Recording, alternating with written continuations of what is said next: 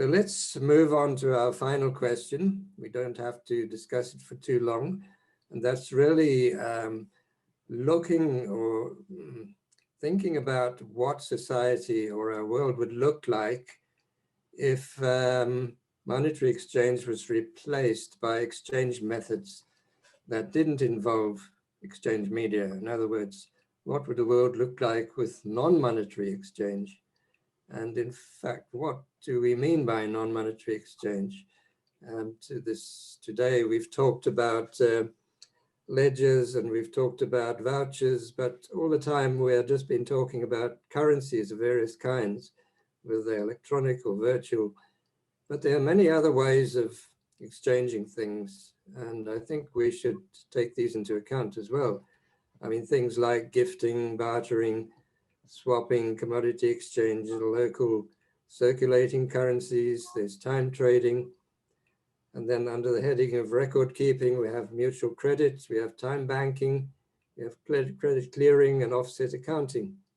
And then of course, there's things like sharing and beehiving, which means that, you know, people move around from one place to the other as a group. And then of course, volunteering. So these are all alternative modes or means of exchange, and we could call those perhaps natural or voluntary methods. Money, I suppose we could, as the opposite, it's a kind of coercive system because we have legal tender laws.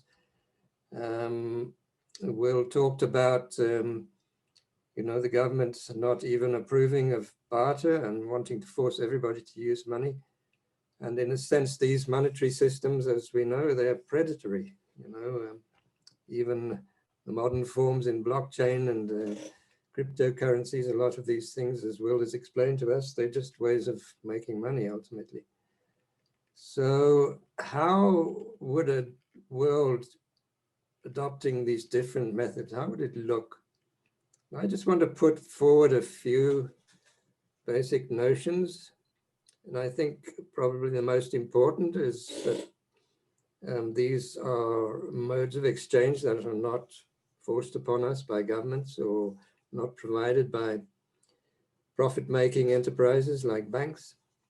So people would, I feel they would regain a sense of control of exchange, and that would make economies relocalize. The focus would, of course, in a localized economy be on smaller units rather than big units incorporating or absorbing and expanding as our current economy does. Our economies would focus on real needs rather than on profitability. And there would be no such thing as a monetary shortage. Cooperation would predominate over competition. Speculation and making money out of money would disappear.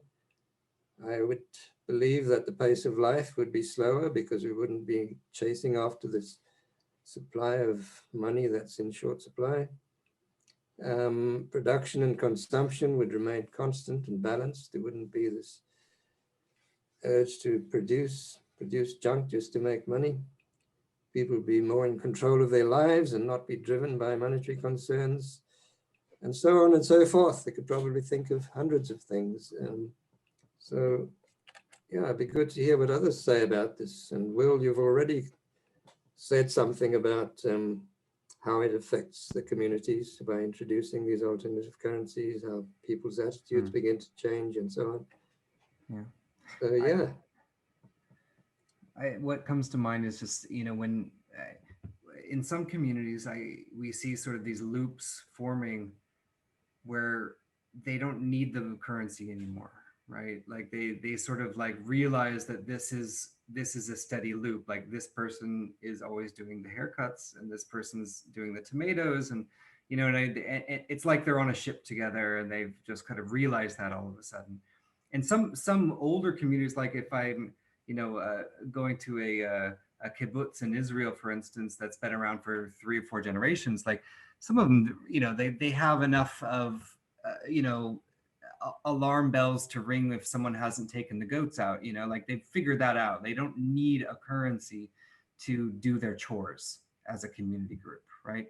they might need a currency to sort of trade with the neighbors or things like that. But I like the idea that, you know, communities, especially on the village level, like they can identify those things. And really, quite often it's going back to, you know, pre-British, you know, colonialization, and just saying, well, yeah, we used to all help each other raise the next house, right? Like, of course, you don't need a currency for that. That's ridiculous. You know, like, why should you? And you know, these are units of people that are close together, you know, sort of Dunbar's number of families, you know, that sort of stuff. So I like that, and I sort of see that as I would like to see these community currencies in a way kind of go away in that sense, you know, like they help form the structure of that community maybe, or they help identify it, right, to them, and then they don't need it anymore, actually. Yeah, we found exactly the same thing with our communities. You know, in the beginning, everybody used to meticulously advertise their offerings and things, and we had these regular markets. But then over time, I noticed that there were fewer and fewer ads, but the amount of trading was increasing all the time. And it was exactly the same thing. People got to know who did what. And in recent times, we're using apps like WhatsApp and Telegram, where people just really chat and say, does anyone know a good lawyer on the system? Or is there someone who can fix my phone or whatever? And a lot of the trading, or more of it now, is off the books, so to speak. So people are just doing things for each other, and it's building up that kind of support network where people get to know who does what. And you don't really need the ledger so much. It's there for certain kinds of transactions. But as I was saying, you know, there's all these other things, sharing and bartering, and time trading has become quite popular, where people just record the hours that they spend on the other. You know, I've had things done for me, and it's not bartering, because I'm not saying I'm going to give you anything specific in return, but I'll give you hours of what I can do. I'll come and, I don't know, paint your walls or put up shelves or do anything. And those kind of connections have become almost replaced the ledger thing, although it's there still. I totally agree with that. I mean, Fair Shares, the Time Bank, I said it was 22 years now, 22 years ago. Time credits are the least important part of it now. I mean, there's several hundred members, but it was the connecting people that we did.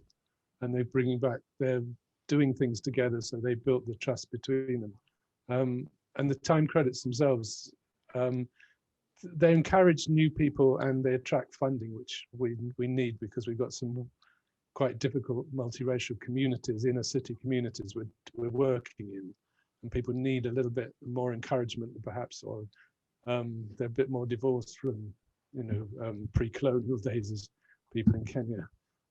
But the thing that we can contribute is the connecting people, giving people the feeling that they're useful and they can do stuff, pairing them up, and then sitting back and letting them stepping back rather, letting them carry on with it. Time banks that have very strict regimes and count every credit and all the rest of it aren't the popular ones. The popular ones, the least informal ones, the ones where people feel that they control it, they run it themselves, and that's where they feel that they can express their creativity, have new ideas. But I agree, the shift from consumer to carer or caring people, take money out of the equation, there's more chance of that happening. But it's a frightening. I watched Capital last night, the film Capital, Steven Pinker's film. That I really recommend it. And they said 2/3 of children now will earn less than their parents.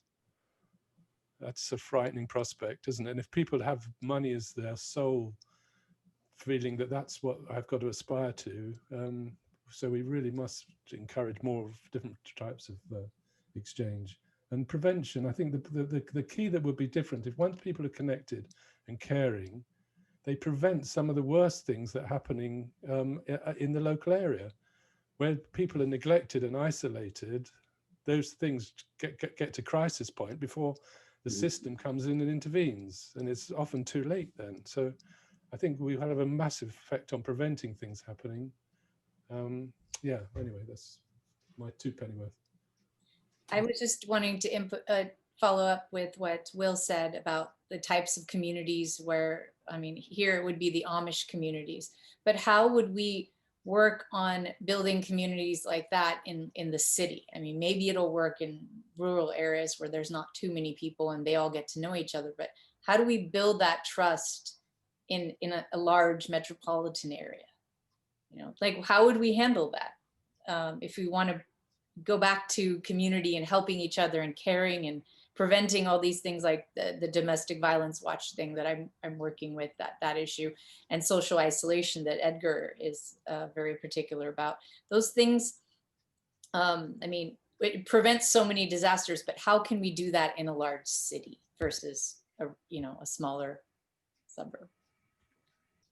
No, just street by street. Whenever we got problems, we just go down to street level and keep it. Just work with people in the street. That's the only answer we ever find whenever we're stuck. So is it like a sub-community of the larger community, or? Well, just bringing people in contact with each other in the street where they live is the most powerful thing you can do, you know. Wow. So in DC here, and I'm sure this is true in other cities as well, the farmers markets are like little hubs where people get together. So you have these little micro communities within the larger community. And I know when I lived in Los Angeles, one of the things I loved about Los Angeles, I call them wormholes, because you could connect to these, you could yourself have many, a number of different micro communities that you belong to. And within each one, there was those trust relationships. And what I loved about LA was how different they were. So you could go from one kind of community to a completely different kind of community and to a different kind. I haven't found that nearly so easy here in DC. Maybe it's changing now because there are more younger people moving in, but it was much more rigidly segmented. And you were it was more like a layer cake. You were in your layer and you could move around within your layer, but you couldn't go up layer, down layer. Whereas in Los Angeles, which was a relatively, I don't know how it came to be, that you could so easily move from one kind of community to another and be accepted and build those trust relationships in those smaller communities. So it wasn't necessarily place-based in the way that Martin is describing. It could be interest-based, like musicians, or people involved in community farming, or whatever it was. And it was really, really lovely the way that happened. The worry I would have if it's anything other than location based, and even location, it could be there, is people, creating these, the US is extremely divided right now, but we don't want so many divisions. So I like location based in the sense, I mean, I'm not talking about the country club versus the ghetto. I don't want that. I want like everyone in that location. So I dream of this community, like in San Francisco, you have like Twitter there, the CEO there, and then homeless people. Well, I think they should be part of the same community because they're all in, an area. So that's what I'm trying to strive for, is how can we build communities where it doesn't matter, what race you are, what economic status, but you just all help each other because you're based on that location, sort of thing. Well, we've been doing this for years in the community exchange. Our units are, well, they can be any size at all, but for example, here in Cape Town, it's quite a fairly large city of 4.5 million people. So we have one exchange called the Cape Town Talent Exchange, and then it's divided up into 13 sub areas, and each sub area has its own coordinators and administrators. And each sub area can operate almost as a semi-autonomous area. So people get to know each other in those areas, and the administrators can send out notices and have markets and things just in that sub area. And then at another level, we have a thing called groups, where it's not geographically based, but it's interest based. And often those interests are very local. So you might have, well, you can set up a club of anything, like a club of bridge players or something, and they could even trade amongst themselves or move from house to house. You could have some gardeners moving around and doing things. And so you can break it down at all levels. And then, of course, each exchange, as we call it, which is one node in the system, they can all trade with each other, and you can trade across the world. And we're now even trading with different systems. So, you know, it operates on the same level as the whole world, right down to the micro unit. You can have a group of 2 or 3 people, of babysitters, for example. You can set up an entity that's called babysitters in that suburb, and it can operate as its own entity. So that's how we've done it. So how I'm trying to do it is not prevent so much as people who have one affinity for something, but make that as a group, but they're part of the greater whole of a community. Because when we create time banks or communities based on just one specific interest, then we have a disparity when it comes to when you want to trade. Well, you're all guitar players join. Well, I need someone who knows how to do plumbing, and you guys all play guitar. So maybe somebody can do it, but we want as much diversity and variety as possible. But having those affinity groups within the community, then you can, you know, get to know each other based on interests. So that's how we're. I like this idea of Tim's, where you have, you know, maybe some general regional currency that everyone can use, but then people can also connect to that and make their own and have their own identity and all that kind of stuff. I think, you know, a lot of community groups, especially in the cities, like neighbors do not like each other, and there's abusive relationships and all that kind of stuff going on. And it's good to not like sort of like force that necessarily on people. But anyway, you know, as Martin said, we do a lot of like sort of canvassing road by road.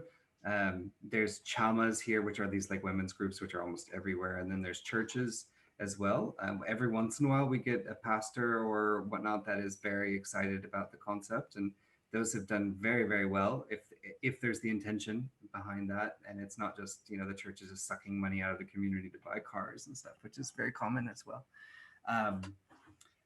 Yeah, all of the above. That's yeah, exactly. I think you guys have all said it. It's nice to hear, actually. It's time to end this sharing session, and thank you all so much for your participating and your contributions and your questions and insights.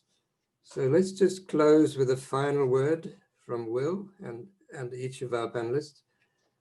Just a quick summing up and perhaps something inspirational about how our alternative exchange methods can change the world, because that was really the focus of what this is all about. So I don't know, Will, would you like to start? Sure.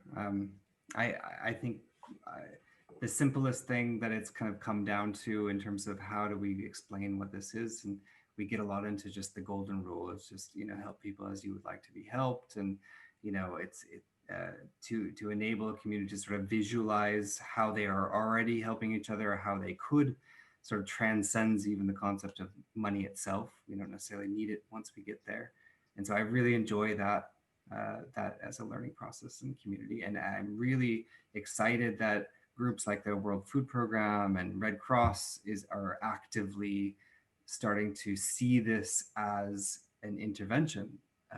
I think that's extremely positive. I mean, they've got, you know, over 1.6 million employees across the planet. Like if this is not, you know, going to be isolated in Kenya, and they actually start spreading it around there, I think a lot of your ideas that you guys have are going to be sort of, you know, put into sort of SOPs, standard operating procedures of some of these large organizations, which would be wonderful and very positive. And, you know, of course, things can go wrong and all that kind of stuff, but I feel like it's a positive note that people are starting to appreciate that this needs to happen, that we can't have resilient communities, you know, even psychologically, if we live into this, you know, scarce, greed-driven capitalist system like that. It's just, I think that, you know, if the humanitarian world can open up to that, and a lot of other worlds can start to open up, and, you know, those dominoes can start to fall in terms of this becoming just a norm. You know, if you're not part of a community currency, like, well, where do you live? You know, how's that possible? Like, for that to be, you know, just a daily thing. So I think, you know, this last 50-year track of pushing, this to become normal is going to happen, I think, in the next, decade at least, maybe sooner. Let's hope. Yeah. Thanks for having me, guys.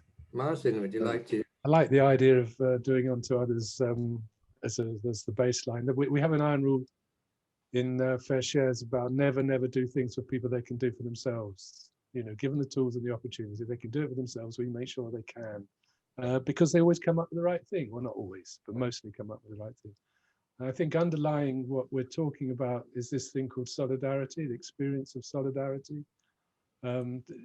So much of people's mental health, I think it's really underrated how much mental health problems come from this lack of experiencing solidarity, and everything's broken down now. And when somebody has mental health problems, a specialist will get involved in their lives and ask them what's wrong with them, rather than what's happened to them. That's all you need to ask, and then go through with their history, but then connect them with people who've had a similar experience.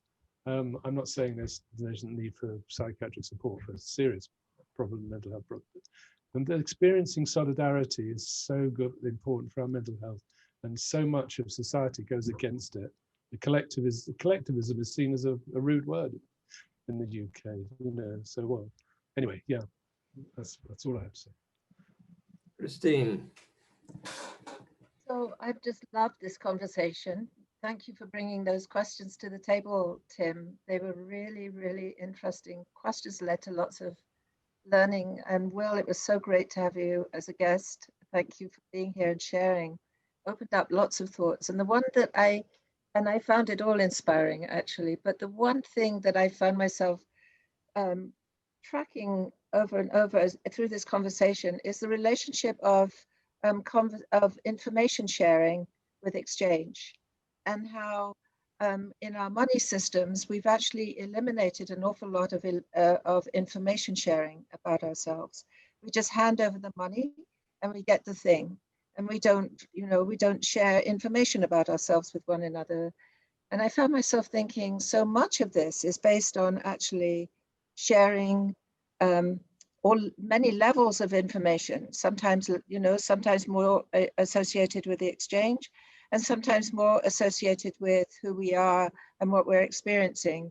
And that, I think, so when you were speaking about solidarity, Martin, I thought to myself, yeah, that's, that arises out of that information sharing. So this has been just really so interesting, and looking forward to more of these conversations. Thank you. Anitha. Yes. Final word. As always, I'm educated, and I'm always, blessed and honored to, be able to learn from all of you. But for me, I am really focused on the job that I feel the government should be doing, is building back our local economies. We need to help, each community, those struggling communities, especially those already struggling. And I truly believe that local community currencies are the way to build back the local economies.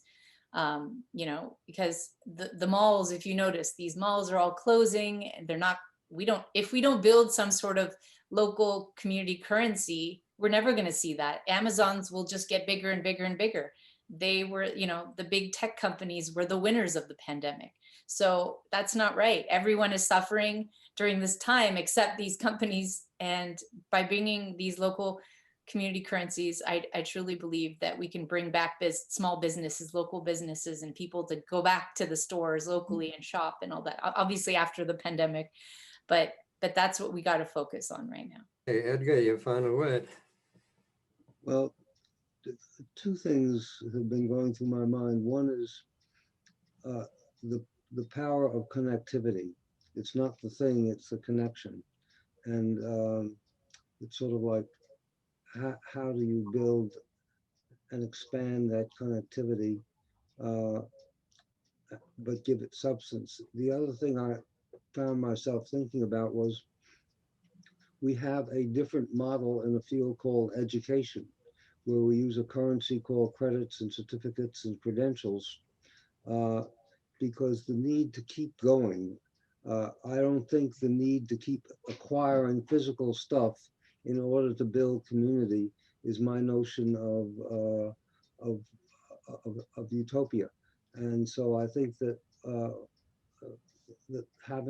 looking at what we've done with academia, both good and bad, can be something that we ought to be thinking about.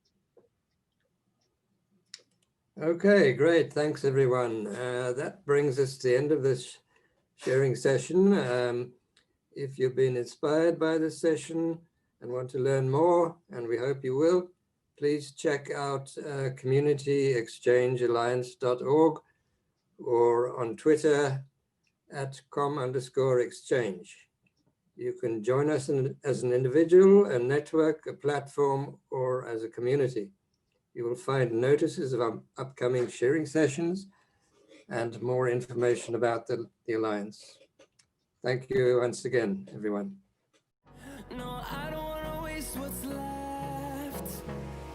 And on we'll go. Through the wastelands, through the highways, till my shadow turns to sun rays.